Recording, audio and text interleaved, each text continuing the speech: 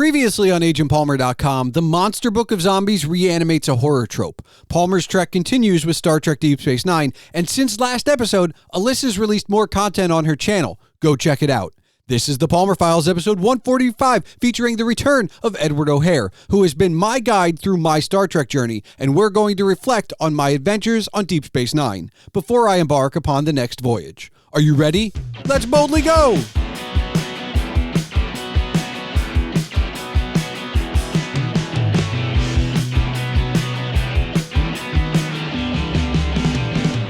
Palmer's Trek, the final frontier.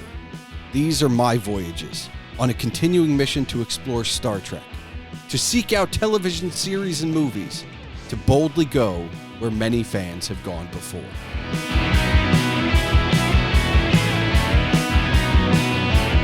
Hello and welcome to the Palmer Files. I'm your host, Jason Stershik, also known as Agent Palmer, and on this 145th episode is Edward O'Hare, a friend and returning guest who's here to help guide me as I continue to traverse the television and movies of one of his most beloved pillars of fandom, Star Trek. During this episode, we will discuss Star Trek Deep Space Nine and my experience watching the series. Plus, Ed will prepare me for my next series, Star Trek Voyager. So that's what you're in for, but for those of you who have not been following along on the blog, why is any of this happening at all? That's a good question, but the most honest answer is simply, why not? So let's talk about Star Trek. But first, remember that if you want to discuss this episode as you listen or afterwards, you can find all contact information for Ed and myself in the show notes. You can find more information about my guest Ed by checking out his contributions to Wicked Theory at wickedtheory.com. Don't forget you can see all of my writings and ratings on agentpalmer.com, including and specifically agentpalmer.com/Star Trek, which will take you to all of the Palmer's Trek series posts about Star Trek I've written so far. And of course, email can be sent to thepalmerfiles@gmail.com. So without further ado, let's boldly go! Ed, I watched all of Deep Space Nine. Oh, lovely. Every episode. Did you enjoy it? I really did. Good. I really did. I think I think it goes I think it's 3 for me.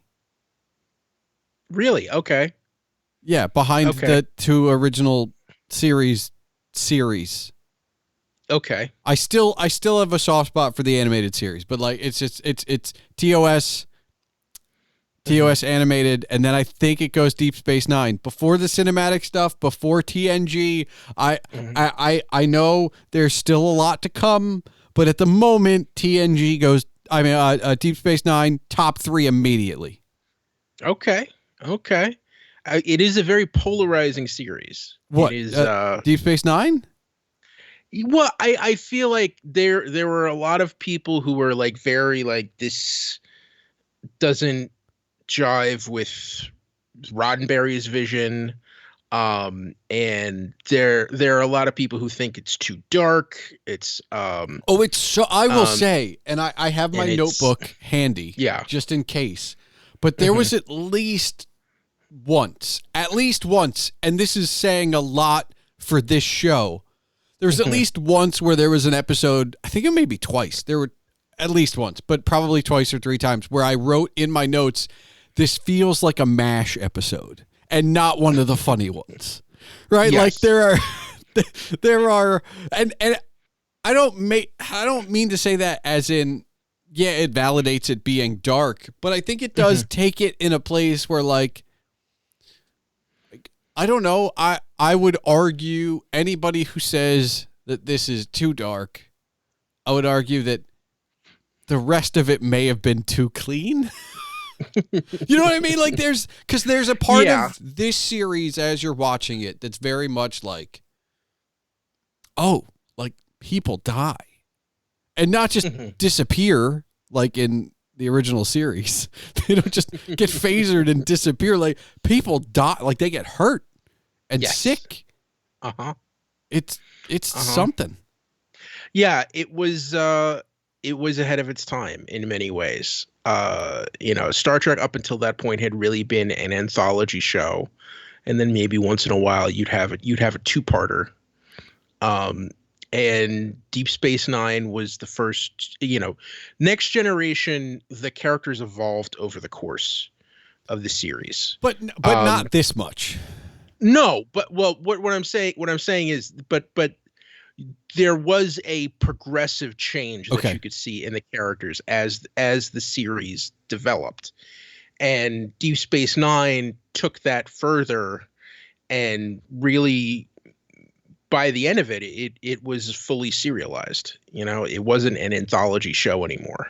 Well, and especially that last season. Yeah, I mean, those last 10 episodes might as well just be one continuous thing. Yeah. I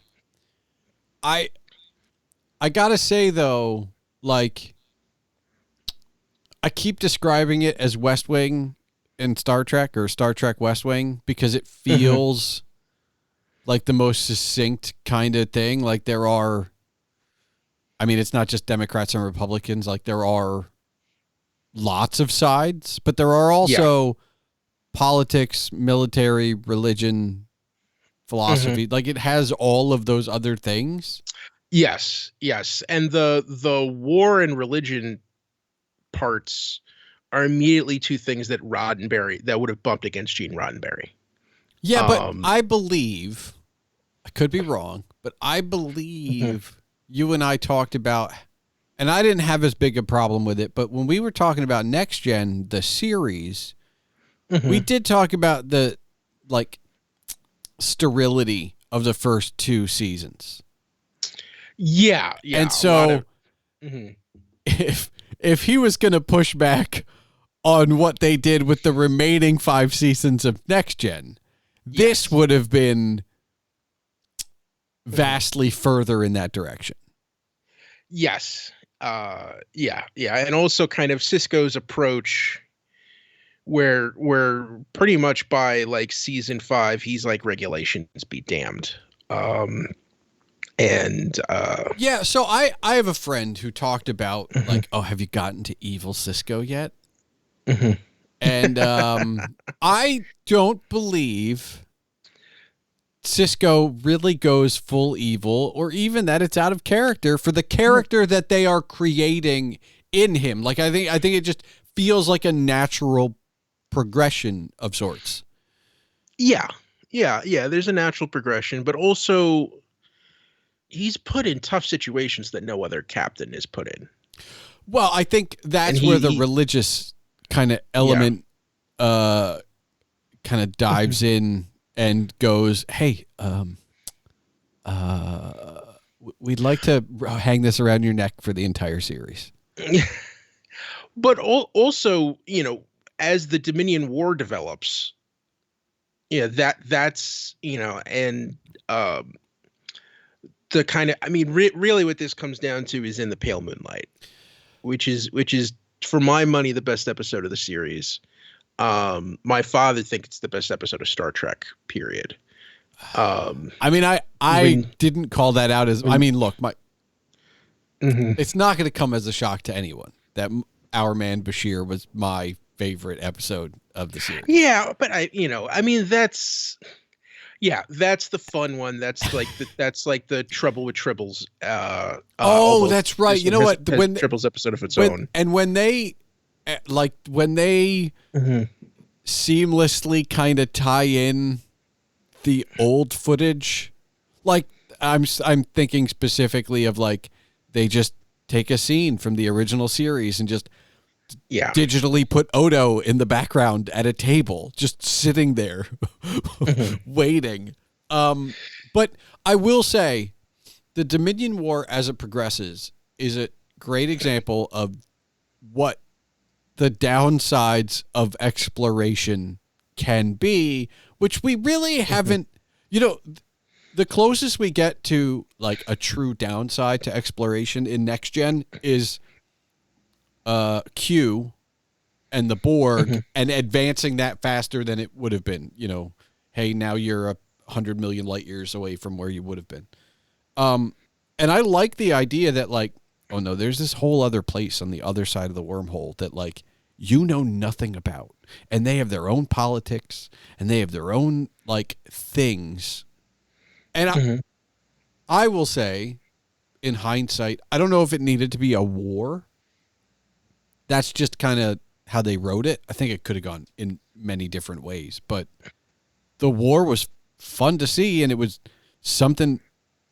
Look, I'll be honest. I was very curious going in. Like, I'm going to be on a space station for 7 seasons. Like, obviously we weren't. There's a lot that happens off the station. But the station very much still is the base. Yeah, well, it just, instead of going out to find trouble, you stay right there, and the trouble will find you on its own. And that's especially being the hub for between these two warring peoples. Well, it's also I mean, this doesn't come up a lot, although at the end it does with the Alamo references. But like the space station itself is very much like a last outpost on the wild frontier. Like, it feels very much, especially in the early seasons, where it's like we still don't know what's out here. Like, we know this station's here, but we don't know what's out here. And that kind of gets lost a bit when we start going through the wormhole exclusively, which we spend a lot of time going through the wormhole. You do. And you meet all kinds of different people. Yeah, I mean, the diversity's really good. And not just among the cast, like just in general. By the way, before I forget, is Morn just Quark's norm? Is that basically, is that? Yeah, yes. That's it? Yes. That's the bit? That's the whole thing? Yes. Okay. Yes. Yeah. And he's a really lively guy. Never shuts up. Just, he's the life of the party, I was surprised that, and look, I think if you don't know what to expect, and I didn't, I really knew, genuinely, I knew nothing about this series going in. Like, I just didn't. There was that one Next Gen episode where they went to Deep Space Nine, which I feel like I should have rewatched. Now that I know all the things about Deep Space Nine, but for the most part, like, I wasn't expecting Wallace Shawn to be like an actual recurring character. Like, there are Iggy Pop makes an appearance. Sure. And he and unlike Mick Fleetwood, it's Iggy Pop. Yes. Yes. But there's some good stuff there. Now, you've seen an advanced draft of the post I wrote. Yes. And included in that are my 2 top 10 character lists. Which I don't know who suggested it. It may have been you, it may have been someone else, but like, to do one halfway through and then see where it changes. And it didn't change that much, but you also got a full list of every episode I starred. That I was like, oh, this is good. Yeah. And I know. Yeah. And it's funny because it's the exact opposite of what I would have thought. Although you had a bunch of season 6 episodes, but there's way too much of season 1 in here. I feel like I got a little too, like a teacher that gives out an A a little too easy. I feel like season 1, I was just so shocked by a lot of different things that I kept starring things, and then I pulled it back, and then it really isn't until season 6 that I'm like, I kind of like whatever. And see, look, the only reason I should say for everyone, when I star an episode, it's either extremely impactful or it stands alone. I tend to stay away from starring 2 and 3 parters. That's just okay. I just kind of do. Well, that does explain a lot, because there's a lot of season finales that I'm shocked weren't on here. I mean, I don't know. I will say, I don't know if you did this on purpose or not, but you hid the baseball elements from me. Oh, well, yeah. And that was very exciting to follow along with. Um, and Hmm. I just, yeah, I don't know. I don't know. You look, ask me a question. You've seen the stuff. Like, what's? Yeah. I mean, from what I'm saying, because like the first season, there's some stuff that feels like, okay, this is character development. They're trying to get to know the characters. Um, uh, Thankfully, you didn't put Move Along Home, because then we would have had a really on this list, because then we would have had a really big discussion. What's move That along home? Alan Moraine. Oh, yeah. Okay. Yeah. That is the worst. That is like the worst episode of Star Trek Now, maybe ever. I will Uh, say, I didn't I didn't need a break with this series. yeah, I yeah. mean, It just and look, I still don't blame Next Gen mhm. for the break. I think it's just at a certain point, like, you need a Yeah. break. I think that's everything. That for some reason, I don't know. It was just vastly different, or just there was so much. I think maybe the actual ensemble nature of it, where it's like, Mhm. okay, you'll never get sick of any one person Yeah, because we're just gonna go all over the place. yeah. I mean, to me, the first season is kind of sluggish. Um, and then the back to back of Duet, which to me is like just is a piece of television. Like you could do that as a stage play, Oh yeah, without any of the makeup, and just make it as if it's a war refugee story, uh, and it would be just as impactful, and just great, excellent writing and incredible acting in that episode. And I then think there are actually a few episodes specifically Mhm, where they go, we're gonna put these two characters together, and mhm. it's basically just gonna be them eating the scenery, and we're not, and you can just do this Yeah. as a 2-man play if you Mhm. want. Yeah, but Duet to me is the best example of that. And then you end season one with In the Hands of the Prophets, and that to me is where the show decides, okay, this is what we're going to be. This is, there are a couple of main pillars, but that is going to be what happens when a secular society is in charge of protecting a highly religious one. And um, how do you navigate those waters? Well, and I think it goes to what they end up doing down the road as far as um, what happens when a religious organization maybe overreaches for power. Yeah, Um, yeah. but the nuance that this show handles the Bajoran religion as far as trying to make it a well-rounded one with acolytes and non-believers and everyone in between Mhm. is something I don't think I've seen outside of just, your believers and your non-believers. Well, and also what the three-parter that opens season two really shows is that, for a lot of people, for the people in power, a lot of people just use that as a tool of politics. Yeah. Yeah, just like what was it? He ends up being Count Dooku, right? No, no, it wasn't Christopher Lee. It was Frank Langella, Oh, sorry. Sorry. um, who was Skeletor. Yeah. In case you're keeping track. Apologies. Apologies. But he does corrupt a Vedic for the Yes. rest of the series. Which is, kind of unique. I will say Yeah. though,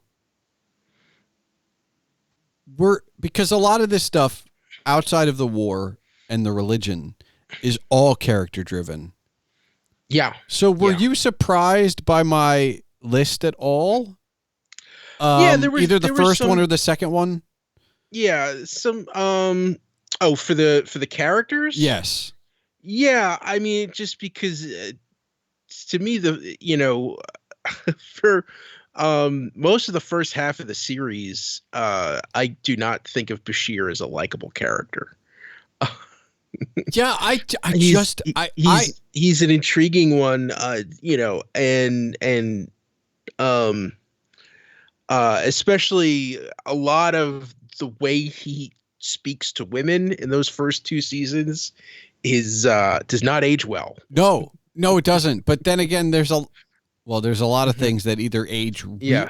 there's some stuff in this show that doesn't age well, and there's a lot of it. There's some of it that ages like fine wine, but not for the right reasons. Yeah, But I would have to me Bashir doesn't get interesting until you find out he's an augment. okay, Mhm. all right. And then then you realize everything that he's had to kind of compensate in his head. Um, and especially when he meets that other group of augments. Um, Now, in fairness, I did wait until after our man Bashir mhm. to make the list. And he's had the friendship with O'Brien and the Yeah. quasi friendship with Garrick or whatever you want to call whatever that is. But I'm so Ferengi heavy in my top 10 both times. Yeah. Yeah. And Rom is fun. Rom is fun to me. Odo and Quark is one of the great duos. Yeah, but so when you talk about duet, I immediately think of in that same vein when Quark and Odo get stuck on the planet, right? Like, Oh yeah. and Yeah. that's the thing about this show is they have so many characters they can do that with, and that they Mhm. did do that with. Like I feel like they didn't leave a stone unturned. I think at some point somebody was like, "Hey, maybe we should put these two or like they were just throwing ideas around, and somebody wrote all the different possibilities of people who could get stranded with, and by the end of the series, that's happened in some fashion or another. Yeah. Um, Yeah. I'll be honest, Kira's the one I could take her lead. She's important to the plot a lot of the time, but Kira didn't grow on me from the beginning, and then I ended up displacing her from 10th to off the list because Worf got added. I mean, but like some of that, I mean, with these characters, some of that I don't think is fair just because, to me, Akira and Cisco, they're your anchors. I don't expect them to have this, their arcs are not going to be as winding and animated as a supporting character can be. They've, Well, so that brings up an interesting point because I wanted to ask you this. I had trouble trying to figure, like, there were obviously people I left off my list that might have cracked the top 10, but I felt like they were not main character enough. Like for example, the actual Negus Zek. Great character, not top 10 material because he just doesn't appear that much. But like, yeah, you have to make a separate list of recurring characters. But that was going to be my question because is Rom a main character? Is Garrick a main character? Like when these characters, I mean, first of all, as somebody who just watched it, well, I think by the end of the series, they're regulars. Okay, because I was going to say Garrick specifically, Garrick and Gul Dukat both get also starring every time they're on. They're never in the main credits. So you always know they're going to be in the episode. That gets kind of spoiled a bit if you watch the credits. Yeah. And I would have expected them to kind of make it in because they're, at the very least, Garrick's on the station. It felt like he should have been in more. I mean, he was in a lot. Well, yeah, and a lot of that is also, it has nothing to, it has to do with, we signed him for this number of episodes, so that's how many you're going to write him into. Okay. So, all right, so I can ask you this now. Mm-hmm. Obviously, you've watched everything after this, but up to this point, is Gul Dukat the best villain? Is Gul Dukat the best villain? Like, he seems, first of all, he might be at this point, okay, for those following along, original series, animated series, original series movies, next gen and next gen movies. At this point, he's the most well-rounded villain of all of them. Yeah. I don't know if that makes him the best, but he is the most well-rounded at this point. I don't know. I mean, certainly, in terms of individual characters, probably. But to me, the Borg looms so large that I really can't see anything being more terrifying and imposing. I mean, I guess there would be an argument for the Jem'Hadar being they tried to portray them as that scary. Yeah. I'm glad they did episodes to kind of pull back the curtain and, ridiculously as it sounds, humanize these bred for war warriors a bit. Yeah. Who are basically, born drug addicts. Yes. It's I don't know. There was a lot in this series that just well,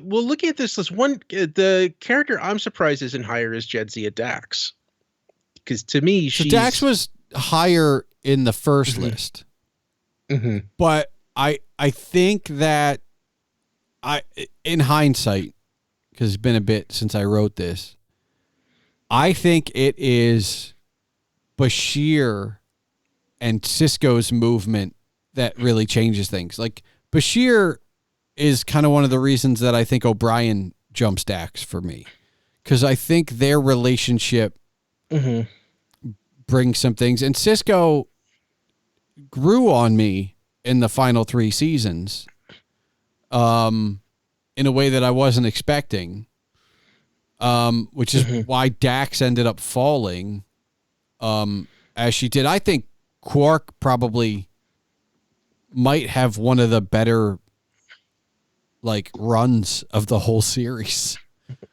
because he gets to stay the same, but he moves slightly. Yeah, and that's all you need from him. Yeah. Now, just kind of talk to me as the series developed. In season 2, you had the Maquis show back up, which gives a little bit more context to what they were talking about at the very end of the last season of Next Gen. We see, Ensign Ro is sent to infiltrate the Maquis. Yes. And then, as you learn more about the Dominion, you had Tane, the Cardassian, who turns out to be Garrick's father.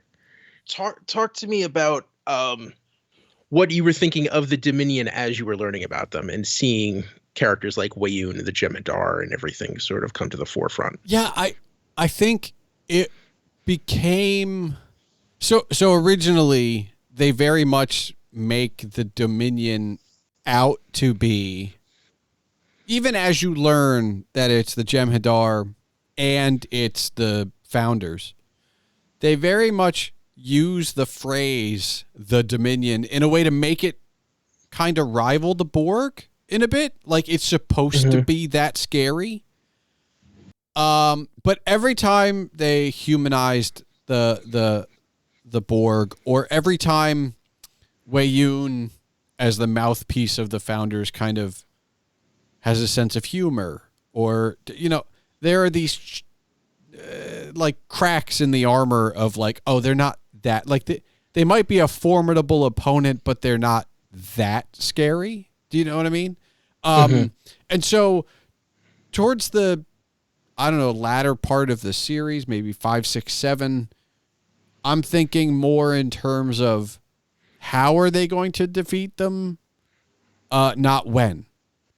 Just because at every step, even when there's like, 2 steps forward, 4 steps back for the Federation, it always feels like they're just biding their time for whatever's going to happen that's going to allow them to win. And I'm not saying it was inevitable, because at a certain point within Deep Space Nine, the series, you feel like, well, maybe they will just lose. Like there's a moment where like the winning isn't just inevitable for the good guys, but every time we had some of those interactions, it just felt like it was just an amazing, impenetrable wall that just every time we dug a little bit deeper, there was another crack. And it was just like, it's only a matter of time. And I think they set that up as a slow play very well, but like, that's the way it felt. It felt like, all right, here's this thing they're never going to beat. And then we learn a little bit about the drug addiction and how the Jem'Hadar came to be. And you go, there's a crack. That could be, and then Wei Yun dies and comes back as a clone, but not as good. And you're like, well, there's a crack. And then, eventually the founders get sick and you're like, all right, well, there's a So it's like all these things. And yet they maintain their dominance almost until the very end, which is kind of exciting because it means that those last 10 episodes of just war are not just, well, I'm sure they'll win eventually. But the Dominion, it felt like the first time they're introduced, almost like the Maquis, where like when they're just talked about and you don't see them on screen, they're much scarier. And every time you put them on screen, every time you have an episode going into their leadership, it lessens the fear a bit. It's the shark and Jaws. Yes. I gotcha. Yeah. Okay. Yeah. Okay. Yeah, because I'm trying to think like The Adversary, which is the season 3 finale, which is basically Deep Space Nine's take on The Thing. Yes. That changeling and seeing it on board and seeing the paranoia and everything develop. Well, I will say, taking the fight to Earth, really, that was kind of amazing, if I'm honest, because it's not something you expect. Like, even in Next Gen, they talked about Earth. And they went to Earth once or twice, but like, and not counting the movies. But Earth was always like the home base that was all so far away. And all of a sudden,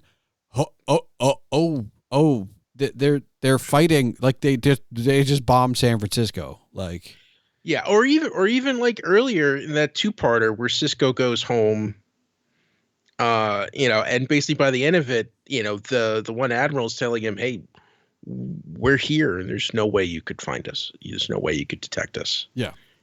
That I remember, I was like 9 when that happened. That was a pretty scary thought. I mean, that's the point of the changelings, though. That's the thing that makes the other changelings scary by comparison to Odo, who's like, yes, I'm your friend. Yes. Okay, so real quick, each series, each of the 90s treks has an inflection point that's usually starts in season 4. For Next Gen, it was the Best of Both Worlds 2-parter. Okay. And kind of, the way Picard changed after being Locutus. In Deep Space Nine, it's Worf. When Worf arrives. Yeah. So what did you feel like when he showed up, and how do you think his entrance affected the series? So I will first say, I don't know how much we covered it during the Next Gen episode that you and I did, but I did complain through Next Gen quite a bit. Oh crap. Oh no. here's another Klingon episode. That was my thought during Next Gen, right? So when Worf shows up on Deep Space Nine, which, by the way, I knew about, like, because I had, just because of the way the watch has happened for me, I had seen Picard welcome Worf back on the Enterprise. I'm glad we could let you go from Deep Space Nine. So I knew that was coming. Well, the best is Star Trek First Contact, when Worf is commanding the Defiant, and he gets on, and Riker turns to him, "Tough little ship," and Worf goes, "Little." But the change in me was that I started to appreciate the Klingon stuff more after Worf showed up in Deep Space Nine. And I'm not sure that's Worf related.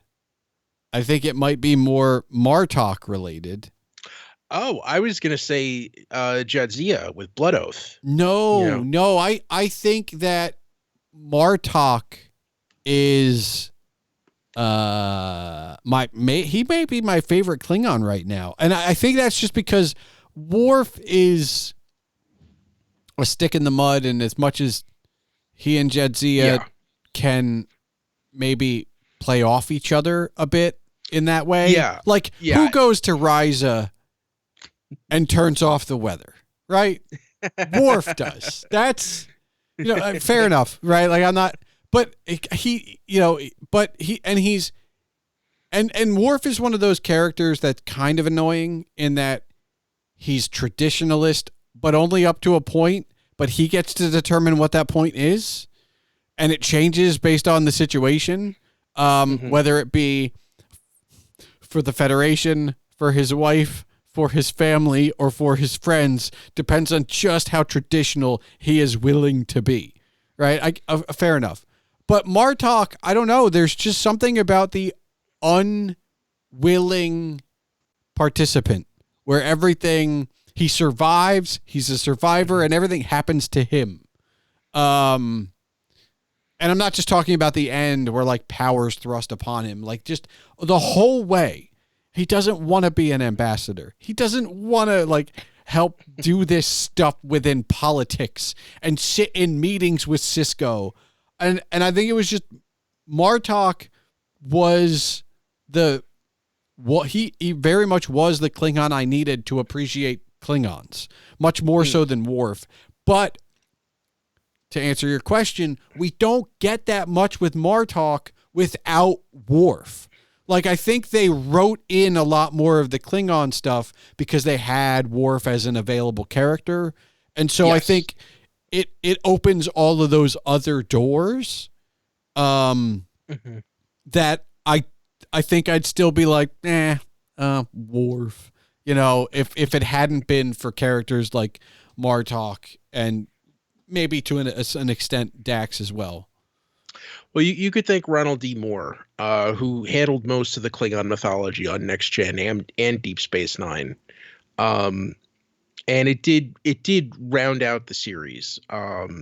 It helps because all right. This is gonna sound weird because we're talking about humans, Bajorans, Cardassians, Ferengi, like. There's not like, and then all the Dominion stuff. Like, we didn't need the Klingons in addition, but we end up getting the Klingons.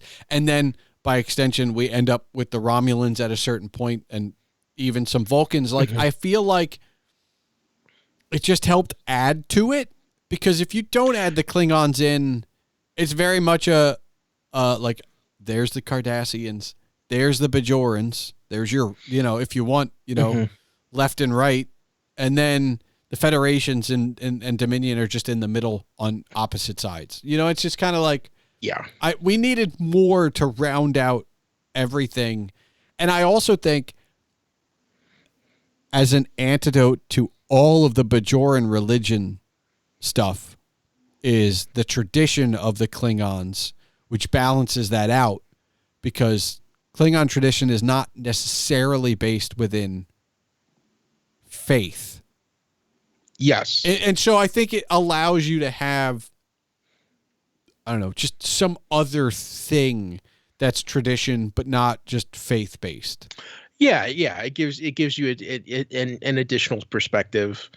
Also I think, they really helped the idea of the Federation having a coalition for the war. It's not just you against the Dominions and the Cardassians. You have allies who at times you can have tensions with. And I think that that's kind of where, all right, well, this is where the Ferengi really kind of shine a bit, in that we kind of know only in Worf-centric episodes on Next Gen how Worf came to be in the Federation as the first Klingon in the Federation. Yeah. But you get to watch that develop with both Nog and Rom. First with Nog joining the Academy, and then with Rom eventually, joining the staff. And you get to see it specifically in regards to a young person who wants to join Starfleet in Nog. There's never been a Ferengi in Starfleet. His dad, Rom, who's like, yeah, do what you want. And his uncle Quark, who's like, no, don't do that. That's stupid. And so like every like actual part of what could have been for Worf in the beginning, we get to see, not with Klingons, but with Ferengi. And I think that maybe helps the Worf stuff when he finally gets there, because you've seen the pushback that Nog got when he wanted to join and all of that stuff. That is, it's almost spoken about in hushed tones when it comes to Worf, because like, unlike Nog, who's just a Ferengi, who's really short and is not going to hurt you, right? Like nobody's going to stand up and be like, we don't want a Klingon in the Federation. Like he'd rip your arms off. But so we get to see some of that stuff, and I think it maybe helps a bit. Yeah, it's interesting to compare Nog's journey to the to Starfleet Academy to Wesley Crusher's journey. Oh, I mean, very much so. He's that's and whereas Wesley, it's a foregone conclusion. He's a boy genius. This is and so much of that pressure is self-inflicted by Wesley, whereas Nog, is someone who's not coming from or not, wasn't even born in the Federation, and is seeking that journey and him overcoming those hardships. And then even another side to that is Jake, who's someone who, I think. Oh, it's telegraphed. I mean, that's the best part. Ben just always assumes that he's going to end up in Starfleet. And I think that's the telegraphed nature of it, especially when they do the whole quote unquote space equivalent of sailing together. And it's very much like that's the episode where he comes out and says, I want to be a writer. I don't want to be in Starfleet. Like that's the when we have the real father-son conversation about it. But up until that point, you just assume Jake is the Wesley of Deep Space Nine. Yeah. And you get a lot more time spent with the family characters on this show, on Deep Space Nine, than you did with Next Gen. Oh, between the O'Briens and then Nog and Jake. And because, I mean, there's a lot of Cardassian family stuff as well. I mean, we get it from both sides. I mean, we find out about Garrick's father, but Gul Dukat has a daughter that we get to spend some time with. There are other pieces, we get to spend time with Sisko's dad, right? Like there are more pieces to it than that. And look, I haven't mentioned him, and he might be one of my favorite characters as far as recurring characters, even though he's just a Holosuite program. But Vic Fontaine. Vic Fontaine, but especially because during the let's okay. Vic Fontaine is cool, but by season 7, Vic Fontaine is a problem. What? Why? What? Because he was too cool to the point where it felt like, all right, another freaking one with him. Now, let me ask this question: was there a point that I missed? Being a child, and maybe you did too. Was there a point in the 90s where the 60s came back, like 60s Vegas came back in a way that we weren't quite aware of? Like, because it just seems so, most decades you're harkening back to what was happening like 30 years earlier. Right. And I remember, again, this was around the 30th anniversary of Star Trek. Was celebrated in 1996, which would have been season, of the Trials and Tribulations episode was meant to be a celebration of the 30th anniversary. And it did an amazing job at it. Yes. So I guess they were in that retro feel. Yeah, there was Austin Powers was during that time, which was a 60s throwback. There was also HBO did a movie about the Rat Pack with Ray Liotta playing Frank Sinatra and Don Cheadle playing Sammy Davis. He's a great character, and I would say, even though I love him, he's a problem character because the last time we go to the alternate universe, which we haven't even talked about, and we don't have to because it just drove me nuts every time we went there. Mm-hmm. He's killed as a real person, or an android or something. I don't know. Like Vic Fontaine, the data of the alternate universe timeline thing or whatever. It's just he was a real person in that universe. All I know is that every time we went to the mirror universe, alternate universe, I was just like, can we not? Do we have to? Aw. It was done too much. I felt like they were trying to spin off another show with the same characters, but we'd like more grit and sex and violence. Mm-hmm. Yeah, I think that was just them having fun. Okay. By the way, shout out to James Darren, who I will always remember from Time Tunnel fame. Okay. I don't know if you ever saw reruns of the Time Tunnel. I did not, but which was Irwin Allen's time travel series of the 60s. I don't know. There was something. I mean, look, I liked the Rat Pack. I think that maybe not quite up there with our man Bashir, or even the magnificent Ferengi, but like the Ocean's 11 mm-hmm. that they pull off in the Hollow Suite with all of the main characters is pretty good as far as episodes go. Yes, yeah, but I think it was kind of the thing where the Dominion War was getting so heated. They needed a break. Writers just wanted to escape into Vic's lounge, for a mental health break, and I think they did it. They ended by the end, because I remember by the end of the series, that episode is not liked by hardcore Deep Space Nine fans. Well, but it's also like isn't it like the last episode before the final 10? Like, hey, this is the war. It's pretty close. You get the Section 31 episode. Okay, let's talk about Section 31 for a moment. Yeah, but just to close that loop. Yeah. You get the Section 31 episode and then you get it. But yeah, it was that last little bit of fun before we get down and dirty and get into and start driving towards the end of the series. So I called you and I said, mm-hmm. Hey, I wrote something in my notes. Is Section 31 Marvel's level 7?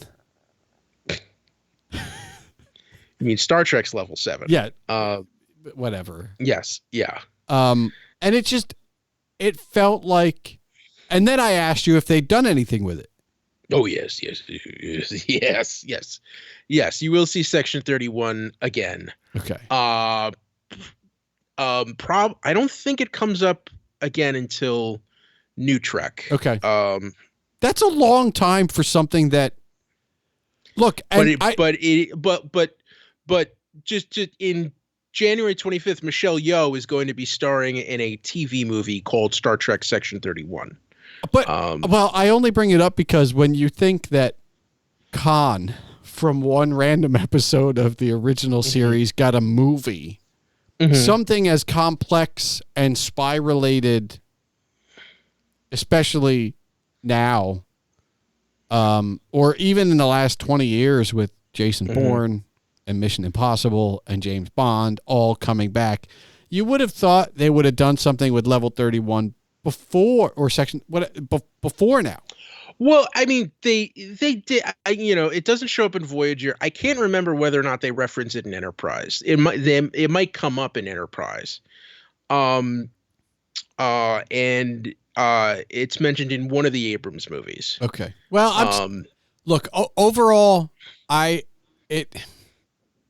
this is top 3 for me. I don't know what's next. You do. I don't know that Voyager has to very much, and I'm stating this now, has to differentiate itself from Enterprise or from Next Gen in a way in order to make it crack my top 3. But okay. I don't know. We're almost at that point. Like, is there anything you want to say? Like, are you going to be wrong again where you tell me that I'm not going to like the first 2 seasons and I do? I mean, I'm just saying they're always sluggish. They're always rough. It takes them time to figure out what they are. And to get the characters together. Put this in context for me. So Voyager takes place during both the end of. So what happened was, Deep Space Nine, like Next Generation, ran in first run syndication. Yes, which means that it was on a different channel in every market. In New York, where I grew up, it was on Pix 11, which later became WB. So Deep Space Nine started in the middle of season 6 of Next Gen. Yep. And then Voyager was meant to anchor the launch of UPN. Okay. The United Paramount Network, which was Paramount's own network. The last of the 6 networks. Rest in peace. Yeah. Pour one out. But it does overlap with the other 2. Yes. The first season is 16 episodes. And it began in the middle of season 3 of Deep Space Nine. Oh, but very much after Next Gen at this point. Yes. Okay. Yeah. So Next Gen ends at Next Gen is season 7 is concurrent with season 2 of Deep Space Nine. Okay. And then basically they make the movie. The next year, so Deep Space Nine didn't have another Star Trek series on the air. Okay. So, but this is another full seven seasons. 7 seasons. The first one is 16, but everything after that is 26. Okay. It goes a full 7 seasons. It was on the air. They put money into it. It's another ship that's exploring. And I don't want to give you too much about the content, but I will say it takes a step back. It definitely wants to feel like more of an anthology show. Like Next Gen was. Does it want to feel more like the original series anthology? No. Okay. No. Okay. No. No, it's a little bit more, you're going to have rules and regs, the operation stuff that's a big part of it. It's a little brighter, although, it has its moments. Sure. And, the storylines develop, but most episodes, and there are a lot of two-parters. Okay. But most episodes do stand on their own. And I presume I'm gonna get maybe not crossover, but like universe wise, I'm gonna understand what's happening on Deep Space Nine during the overlap years. You don't really have to worry about it. Okay. Yeah. Right. So no, they do not. Basically, I think in the pilot, Voyager launches from Deep Space Nine. Okay. To go on its first mission, to go on its maiden voyage, and after that, the series don't really intersect. All right. That's I'm fine. You know. I'm fine with it. I mean, I've liked the world so far. I think Deep Space Nine is kind of added to the lore of the world, the franchise, as it were. Yeah. I will say there's one character who appeared in a Mirror Universe episode of Deep Space Nine, and that actor actually was a background actor in Star Trek VI and Generations. And there's one actor who appears as a different character in a Deep Space Nine episode. But you'll make those connections, I'm guessing, by the pilot. Okay. I think you might be very angry with me that I'm not giving you as much information. No, I don't. I don't mind having less information because it's what's next. Yeah, I guess. But I feel like you're gonna watch that pilot, which is called Caretaker. It's a 2-part episode, and you're gonna want to have a conversation with me. Let's just put it that way. All right, and so fast forward. 7 seasons later, Ed, am I gonna like this? I think you're gonna like it. Yeah, I think you're gonna like it.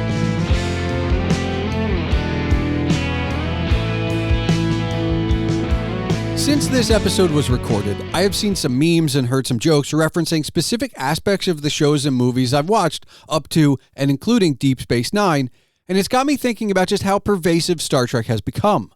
And for any fandom, Star Trek, Star Wars, Lord of the Rings, Marvel, DC, any others that easily come to your mind, that's never a bad thing. Being ubiquitous is not the goal for any fandom, but it doesn't hurt that fandom if it gets achieved because it means that it has transcended into popular culture.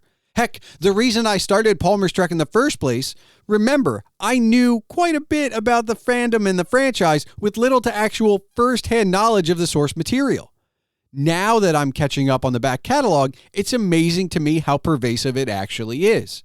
I don't see it everywhere, but it's as common as any other fandom. But it may be slightly more beloved by those who are true fans, no matter what the nomenclature they go by is, Trekkie, Trekker, etc., who knows. So, as I continue my Star Trek journey with Voyager and beyond, think about a fandom you know of, but don't know firsthand. No matter how massive the back catalog may be, it could be worth dipping your toe in. You just may end up with a new fandom. Thanks for listening to the Palmer Files episode 145. And now for the official business. The Palmer Files releases every 2 weeks on Tuesdays. If you're still listening, I encourage you to join the discussion. You can find all related ways to contact myself and my guest, Edward O'Hare, in the show notes. The music for this episode was provided by Henno Heitur. Email can be sent to this show at thepalmerfiles@gmail.com. And remember, your home for all things Agent Palmer is agentpalmer.com.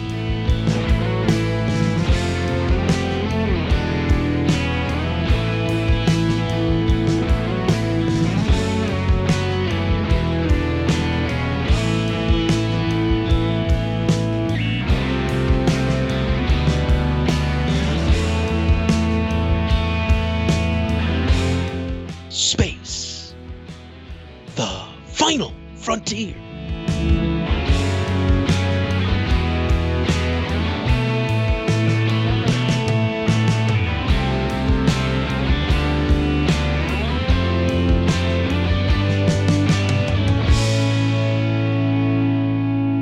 All right, Ed, do you have one final question for me? Well, wanted to try to go something simple this time. Okay. I know last time I gave you homework. Yes. And I feel like that might have been a little much. And I was actually struggling to think of it, but I'm just going to go simple. If you're on a long road trip, like you're in the car more than 8 hours a day. Okay. And it gets to lunchtime and you stop at your first rest stop. And you go into the gas station or the convenient mart or whatever. What are your go-to snacks? What are your go-to road trip snacks from a rest stop? I'm a big fan of like Tostitos. I know it's a cleanliness thing. Tostitos or Doritos? No, Tostitos. Tostitos. Yeah, I prefer Doritos, but on a road trip, it's nice not to be covered in Dorito dust, basically. Okay, so just plain chips, no dip, nothing. No, well, I mean, I'm because of who I am and my anxieties, I'm always driving. So most of my snacks are based on ease of eating while driving. Oh, okay. So you're commanding the wheel. I'm commanding the wheel. So you're not going to switch off. You're not going to. Not usually not. No. And then not even some snacks at the hotel. You know. I mean, maybe, but like, I mean, yeah, there's nothing wrong with Tostitos. It's fine. Okay. But I'm a pretty big fan of peanut butter, whether it's going to be like Reese's, peanut butter M&Ms, okay, you know, that kind of stuff. And then so this is where it depends on where we're going and where we are. Mm-hmm. I have not a problem with Tasty Cake. Tasty Cake. Okay. I'm fine with Tasty Cake, but if we're going west or south, there won't be any Tasty Cake. And then I guess it's Hostess or Little Debbie. And all right. So, well, little Debbie, I feel like that doesn't show up at the gas stations as much. Not so much, but I would prefer a Tasty Cake if we were staying within our general vicinity. Okay. Yeah. But I very much try and get to the diner or like an actual but place that's not the question. I know that's not the question, but yeah, no, I mean, you know, okay, some hard coated candy peanut butter thing, okay, and something. Look, I'll even take like just potato chips as well instead of Tostitos, but like standard. I don't want to have to keep cleaning myself or my hands all the time. You going for anything heartier? Any cured meats or cheeses? No, not usually. I mean, back in the day, I would have done like a Slim Jim or some type of beef jerky, but I kind of got away from that. Okay. And I will tell you, being prepared, I will sometimes, because I am a fan of dry cereal as a snack. So occasionally, if it was a road trip, I would just grab a box and throw it in the car before we left. So I'd be covered for everything but drinks. You want to freshen up with a cold, you know, whatever. Yeah, this is something sweet. We're not talking like Cheerios or cornflakes, right? No, we're absolutely talking Cheerios. Not Honey Nut Cheerios, like Honey Nut Cheerios or Apple Cinnamon Cheerios. I get it. You got some flavor there. Cheerios. You know? I mean, I will. What are do, you, a 5-year-old? Yeah, no. I'm a fan of multigrain, which has like the brown sugar coating. Yeah. That's fine. But again, right. I want to. I'm basically like war rations. I just want enough to keep me going without making a massive mess. All right. What about beverages? I mean, water, tea. Okay. I used to be massively addicted to Mountain Dew. But I've kind of gotten away from that. So I mean, and I don't, I'm one of those, I'm fine with diner coffee, but I don't know how I feel about gas station coffee. Well, you know. All right. I mean, you know, there's usually a Starbucks connected or something like that. Could be. So you're getting rest stop Starbucks. Yeah, which at that point I'll probably just get water, maybe a Coke if I really need to pick me up or whatever. Coke guy, by the way. I mean, I will have a Pepsi. I'm not against Pepsi, but like if I had a preference, Coke. So when they say, is Pepsi okay? No, it's not, but I'll still drink it. Oh. I see. I'm a weirdo. I prefer Pepsi, but I don't mind Coke. Yeah, I'm the opposite. I like Coke, but I don't mind Pepsi. To be honest, I mean, am I gonna be excoriated here for saying like I really prefer Dr. Pepper? No, I know a ton of people. No, like you, like that's in our here's the thing in our age group, Ed. Dr. Pepper may be the number one beverage. Yeah, because But here's the thing, not for me. Never on a road trip, because for me, I prefer Dr. Pepper ice cold. Oh, once it starts to get like slightly room temperature, where I'll still drink a Coke or a Mountain Dew or a Sprite or something, Dr. Pepper, I need that ice cold. Okay. Did you have a favorite variety of Mountain Dew back in the day? Oh, classic Dew. I know there were people that swore by Code Red, and then there was that weird blue stuff that happened before the purple and the other.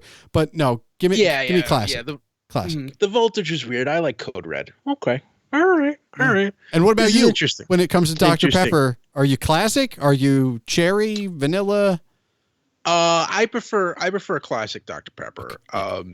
Sometimes if I'm at a fast food place and they got those. I hate them. The variety machines, I'll throw in like a shot of cherry. See, and this is my problem with those machines. If everything has a shot of everything, like they don't it's like it's not like a Star Trek replicator where it's clean every time.